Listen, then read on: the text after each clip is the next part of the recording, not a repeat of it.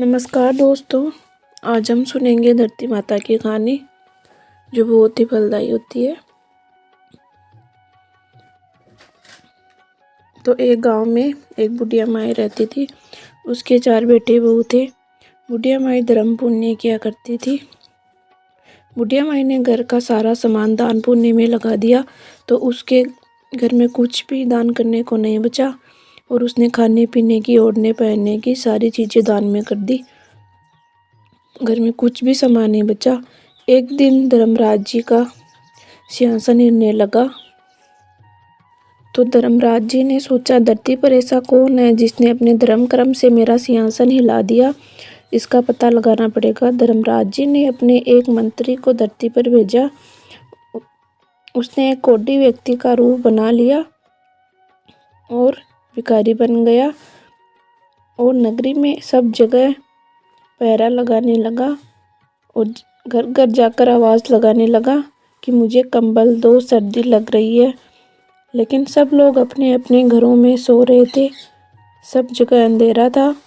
वह मंत्री नगर के बाहर आ गया घूमता फिरता। तब उसे एक जगह घर में रोशनी देखी और वह घर के पास गया। अंदर बुढ़िया माई राम राम जाप कर रही थी।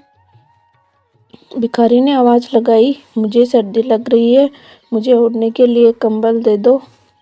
तब बुढ़िया माई ने अपनी बहू से कहा कि बाहर कोई भिखारी आया है, उसे ओढ़ने के लिए कंबल दे आ। बहू बोली, माँ जी अपने घर में तो कुछ भी नहीं है, न खाने को है, न पीने को है, ओढ़ने पहनने को कुछ भी नहीं है, तो अब मैं कंबल कहाँ से लाऊं, सब दान में चला गया है। तब बुढ़िया माई ने अपने कंबल और बिस्तर बहू को देकर बोली, ये सब दे दे, हम तो घर में बैठे हैं, वो बाहर ठंड में बैठा है तो उससे ज़्यादा सर्दी लग रही है, हम तो ऐसे बैठे रहेंगे। तो बहू ने वो कंबल और बिस्तर ले जाकर उस भिखारी को दे दिए। वह भिखारी धर्मराज जी के पास जाकर धर्मराज जी को सारी बात बताई और बिस्तर धर्मराज जी के सामने रख दिए। कहा कि भगवान, धरती पर एक बुढ़िया माई है, वह ये सब धर्म कर्म कर रही है। धर्मराज जी ने दूत से कहा कि उस बुढ़िया माई को लेकर आओ मेरे पास, वह मेरे सिंहासन की हकदार है। यमराज जी बुढ़िया को ले जाने लगे। अभी बुढ़िया माई ने एक पैर धरती पर रखा और दूसरा पैर रखने लगी तो सामने नदी और पत्थर आ गए। बुढ़िया माई ने धर्मराज जी से कहा, महाराज मुझे पैर रखने के लिए ज़मीन तो दो, आपने मुझे बुला तो लिया यहाँ पर, लेकिन मैं अब यहाँ पर कहाँ पर रहूँ, पैर कहाँ रखूँ। तब धर्मराज जी ने कहा कि बुढ़िया माई, तुमने दान धर्म तो बहुत किया, लेकिन धरती माता की कहानी नहीं सुनी और धरती माता को तुमने मोल नहीं लिया, इसलिए तुम्हें यहाँ पर धरती नहीं मिली है। बुढ़िया माई ने कहा कि अब मुझे धरती माता कैसे मिलेगी। तब धर्मराज जी ने कहा कि धरती माता की कहानी सुनकर उसका उद्यापन करना पड़ेगा। तब बुढ़िया माई ने कहा कि भगवान, मुझे 7 दिन के लिए वापस धरती पर भेजो और मैं धरती माता की कहानी सुनकर उसका उद्यापन कर 8वें दिन वापस आ जाऊंगी। धर्मराज जी ने बुढ़िया माई को वापस धरती पर भेज दिया। जब बेटे बहू ने बुढ़िया माई को देखा तो वे देखकर डर गए और कहने लगे कि वाह, ये तो भूतनी बन गई है। सब डर कर भागने लगे, भूतनी भूतनी करने लगे। इतने में बुढ़िया माई ने कहा कि नहीं, मैं कोई भूतनी नहीं हूँ, मुझे धर्मराज जी ने वापस भेजा है धरती माता की कहानी सुनने के लिए और मैं अब यहाँ पर 7 दिन के लिए आई हूँ, 8वें दिन वापस चली जाऊँगी। लेकिन बेटे बहू ने उनकी बात नहीं मानी। तभी वहाँ खड़े बुढ़े ब्राह्मण ने कहा कि तुम्हारी माँ सही कह रही है, वो भगवान के दरबार से होकर आई है, तो इसलिए आप सभी का कर्तव्य बनता है कि आप इनको धरती माता की कहानी सुनाओ और उसका विधि विधान से उद्यापन करवाओ। तो बेटे बहुओं ने ब्राह्मण की बात मान ली और बुढ़िया माई को 7 दिन तक धरती माता की कहानी सुनवाई और फिर 8वें दिन 100 मीटर कपड़ा, गुड़, अनाज, पैसे और एक पानी का लोटा लेकर साथ में बामणी को लेकर पीपल के पेड़ के नीचे चली गई और वहाँ जाकर धरती माता की कहानी सुनी। और फिर वो 100 मीटर कपड़ा, गुड़, पैसे, अनाज और पानी साथ में लेकर धरती में गाड़ दिए।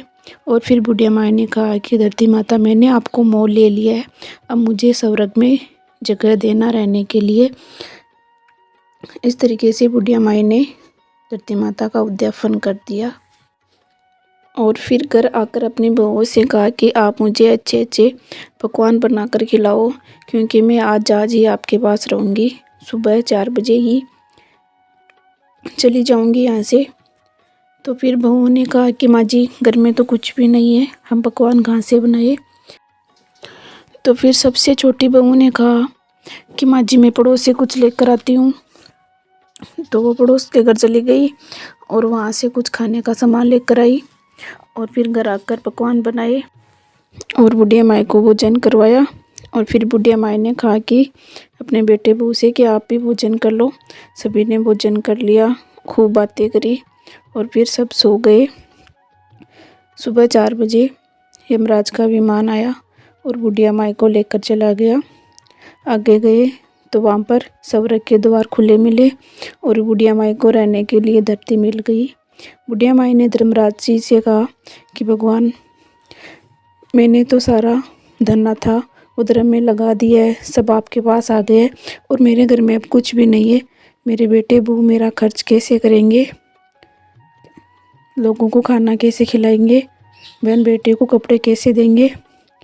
तो फिर धर्मराज जी ने उसके घर में 4 गुना धन कर दिया और सारे बक्से धन से भर दिए।